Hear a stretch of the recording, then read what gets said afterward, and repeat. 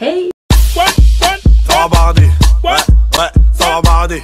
Ouais, ça va barder. Donc les gars, aujourd'hui on se retrouve pour une nouvelle vidéo et là ça va être une vidéo anecdote. Donc ça va pas être n'importe quelle anecdote vu que ça va être les anecdotes du ramadan. En fait, et je me suis dit en vrai, tous les musulmans on a au moins une anecdote du ramadan, un truc qui nous a marqué, que ce soit quand on était petit ou grand ou n'importe. Et du coup je vais dire ce que vous m'avez envoyé sur Instagram, histoire de décompresser tout ça, on va rigoler ensemble et tout, enfin t'as capté. Et donc pour ceux qui sont pas musulmans ou qui s'y connaissent pas du tout, en fait le ramadan c'est un mois béni où justement pendant un mois tu te consacres à ta religion et tout. Et donc jeûner pendant le mois de ramadan en fait c'est l'un des 5 piliers de l'islam, donc c'est hyper important pour les musulmans. Et du coup vous mangez pas du lever jusqu'au coucher du soleil. Et du coup autour de ça il y a aussi le tarawih, la prière du soir et tout. Et donc voilà, donc c'est pas parce que vous êtes pas musulman que vous pouvez pas écouter les anecdotes, ça va rien changer à votre vie, c'est juste histoire de rigoler et puis voilà quoi. Alors la première anecdote c'est, une fois j'ai fait l'erreur de porter un djilbab, une pièce, et il s'est coincé sous mes pieds. Je me prosterne et là je tombe à la mosquée, je suis plus jamais repartie dans cette mosquée.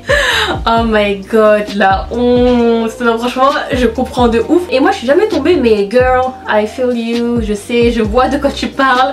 Quand tes pieds là ils se coincent un peu là et que t'es là en mode et que t'as deux doigts de tomber comme du n'importe quoi, ça je connais. Jusqu'à t'es plus repartie dans la mosquée. Non mais en vrai les gens je pense qu'ils vont oublier. Et puis de toute façon à la mosquée ça change, genre c'est pas toujours les mêmes personnes et tout. Mais je comprends, franchement ça c'est dur. Et c'est ça le problème des gilbabs hein, parce que c'est grave pratique et tout, ça se met comme ça, vite fait tout ça. Mais il y a toujours ce risque de tomber, genre vraiment. Un jour quand j'étais petite on était à la mosquée et c'est pas je lâche un paix devant tout le monde. Je devais avoir 5 ans. Eh mais ça, franchement c'est le pire bail. Elle était partie à la mosquée, alors que tu l'avais lâché. Bah c'est ça. En fait moi j'ai jamais pété à la mosquée, mais justement avec ma soeur ça m'est déjà arrivé que quelqu'un pète. Genre on était à la mosquée tranquille tout ça et là on entend un paix en mode on s'est dit wesh. En plus le problème c'est que quand t'entends ça tu peux pas genre réagir ou sourire un peu ou tu vois, t'es là t'es obligé de rester dans ton truc, mais je vous jure c'est trop marrant. Oh non franchement que tu nous pardonnes parce que ce jour là non. Alors moi je me suis évanouie première fois de ma vie en faisant à manger, j'ai cru que Dieu m'avait rappelé à lui, j'ai pleuré de fatigue quand je me suis réveillée. Et tout ça. Mais après d'un côté je sais pas pourquoi mais moi c'est mon rêve de m'évanouir, c'est vraiment bizarre. Mais je sais pas, je veux trop savoir c'est quoi la sensation genre d'être en mode ah. Mais bon franchement c'est pas des lol hein, ça c'est hyper dangereux. Encore là ça va on est en confinement et tout donc on est chez nous, si t'es fatigué tu vas t'allonger un peu. Mais pendant les périodes de canicule ou quand c'est chaud et tout, franchement je sais même pas comment on a fait en vrai hein. Alors j'ai vomi à la mosquée en plein tarawih. Pour sortir de la salle je vomissais sur les tapis. Oh my god. Oh my god, j'aurais pas aimé être les gens à côté parce que quand c'est toi, franchement t'as juste honte, tu te dis putain non. Mais quand c'est les autres là qui voient ton vomi et tout, oh mon dieu non. Et c'est ça le problème parce que avant vous mangez trop, vous voulez trop vous goinfrer et après votre ventre il veut plus se contrôler, c'est pour ça. En vrai même moi à chaque fois je mangeais de ouf et tout, mais j'ai compris qu'en fait non, faut calmer le jeu, tu vas au tarawih tranquille tout ça et après si tu veux tu fais tes petits afters et tout de bouffe. Mais aller comme ça là, c'est tu vomis à coup sûr hein. Moi combien de fois j'ai eu des bouffées de chaleur et tout parce que j'avais trop mangé et tout, combien de fois j'avais envie de tomber tout ça et c'est pas des lol hein. En tout cas j'espère que ça m'arrivera jamais parce que ça c'est sûr que tu dois t'en rappeler jusqu'à...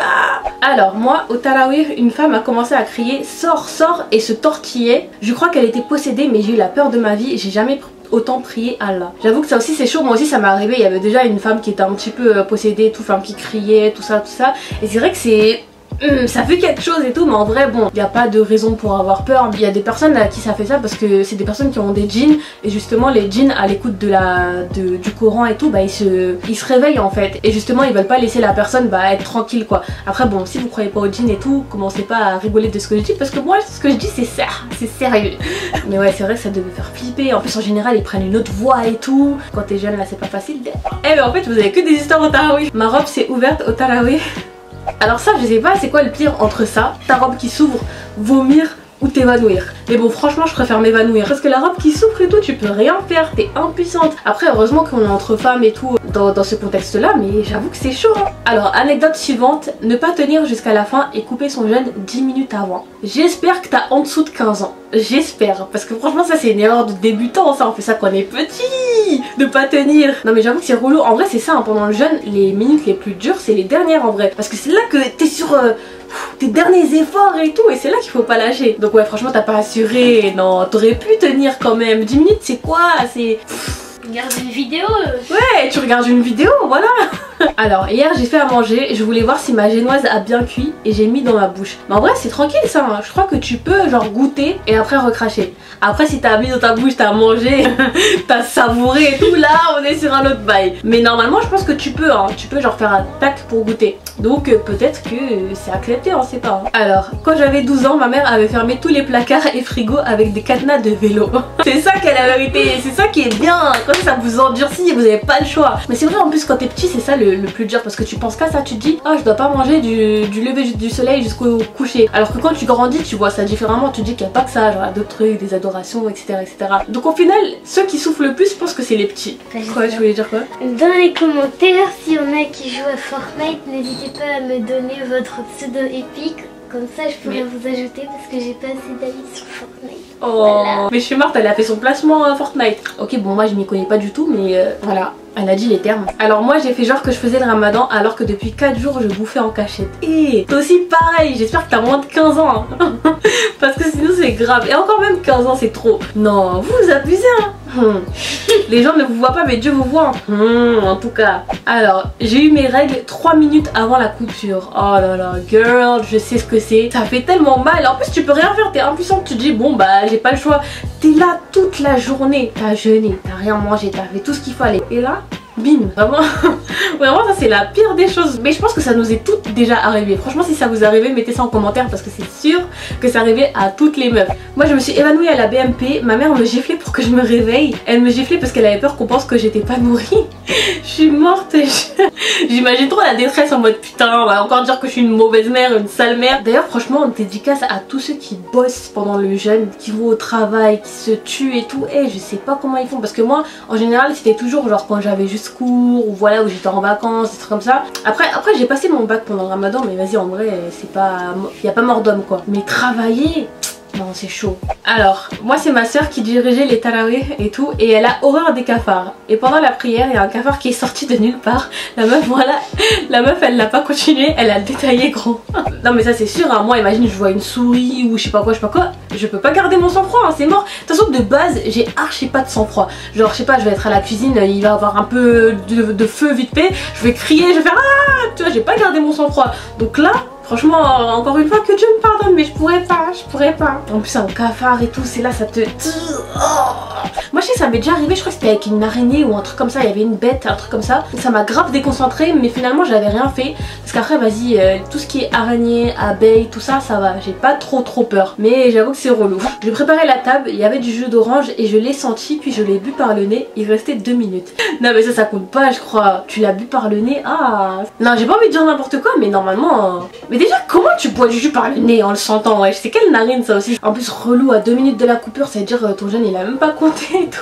Non, j'espère que ça a compté hein. Et quand j'étais petite en CE1, je faisais le ramadan 1 fois sur 2 et pendant les ablutions, je buvais l'eau 3 fois. Purée, heureusement que t'es petite, mais je te jure, ça me fait. J'imagine trop en mode. Non, vous êtes vraiment des sorciers. Alors là du coup je passe au mail, donc c'est un petit peu plus long. Alors voilà, ça date de l'année dernière, j'étais allée au tarawih et ce jour là il y avait énormément de monde. Et là on entend un gros boom. Et pour te dire que tellement le son était fort, la mosquée qui est sur 3 étages a arrêté de prier. L'imam s'est même arrêté de réciter. Waouh, c'est un truc de ouf. Il se retourne, les hommes aussi, et les femmes se penchent pour savoir ce qui se passe. Et là il y a un homme à terre qui était censé être en fauteuil. Donc mon père qui est cardiologue a pu déterminer si celui-ci était bien vivant. Malheureusement non, il venait de mourir sur place en salade. Finalement on a retrouvé sa famille qui ne pleurait pas de tristesse mais de joie car il est mort en salade. Voilà mon histoire, bisous. J'avoue c'est un truc de ouf hein. C'est à la fois terrifiant mais apaisant parce que tu te dis que la personne, tu sais que elle est morte entre guillemets dans de bonnes conditions. Parce que pour ceux qui savent pas, si tu meurs à la mosquée, bah il y a pas mieux comme bénédiction. Genre tu sais que voilà, ton dernier souffle tu l'as accordé à ton Seigneur, donc il y a pas mieux quoi. Mais c'est vrai que ça devait être un truc de ouf hein. Alors je mangeais en cachette pendant le ramadan, mais juge pas, j'étais jeune. Comme je vous dis hein, si vous avez en dessous de 15 ans, du coup je tape ma viande tranquille et là ma tante rentre d'un coup dans la cuisine. Réflexe, pour pas me faire niquer, j'avale le morceau de viande, sauf que je l'avais pas mâché. J'avale du travers, je suis allée dans la salle de bain, j'étais littéralement en train de m'étouffer, genre pour de vrai. Je commence à me taper sur le torse et Dieu merci il est sorti. J'allais vraiment mourir, j'ai eu super peur sur le coup.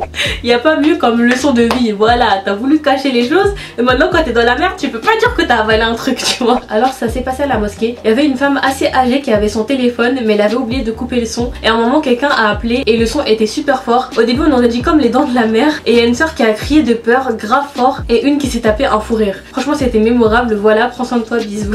J'avoue ça aussi ça doit être relou et encore là ça va, c'était une tantine tu vois. C'est genre ça doit être des sonneries de tonton là en mode mais imagine nous là, nos sonneries dures là, avec les sons bien durs là, avec plein de gros mots, plein de trucs. Oh non. Imagine ton tel il sonne pendant ce temps là et c'est du Nino, c'est du Nicki Minaj. Tout le monde doit te regarder en mode Non franchement les gars vous m'avez régalé avec vos anecdotes. Donc moi honnêtement c'est les mêmes que vous hein. Je sais que quand j'étais en 6ème je voulais couper le ramadan. Donc je disais à ma copine allez viens en couple avec un Kinder.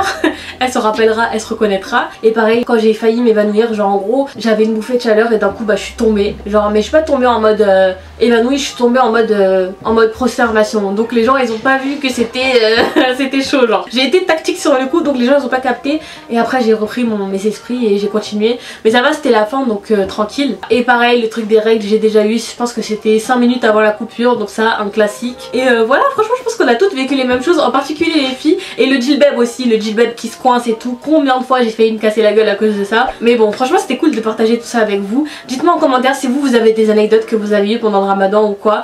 Et voilà, en attendant je vous souhaite à tous un bon mois de ramadan, un bon jeûne. Continuez à rester chez vous même si je sais que c'est compliqué de pas pouvoir se réunir en famille et tout. Donc voilà quoi. Donc en attendant à la prochaine et prenez soin de vous. Tchuss.